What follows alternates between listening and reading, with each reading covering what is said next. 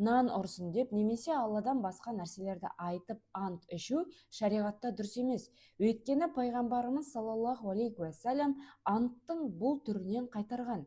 Нанды айтып ант еткенімен де ант болып есептелмейді. Шариғатта Алла атымен немесе оның есімдерімен яки заты сипаттарымен ғана ант етіледі. Ант Алланың атын ауызға алмай-ақ ант етемін, серт етемін, қасам ішемін деген сөздермен де ант болып есептеледі. Егер мұсылман берген антын бұзатын болса, онда оған кәфаратын өтеуі керек. Кәфарат дегеніміз антын бұзған адамның Алла алдында күнәсін жуып шаюы. Ол болашақтағы іске ант беріп, оны орындай алмай қалған жағдайда ғана өтеледі. Кәфарат жүрмейтін де анттың түрлері бар. Мысалға, егер өткен ісіне байланысты өтірік айтып ант ішсе, ол адамға кәфарат жүрмейді. Яғни, ол күнәсін бұл дүниеде жуып шаю мүмкіндігінен қағылып, тікелей Алланың алдында барғанда ғана жауап береді.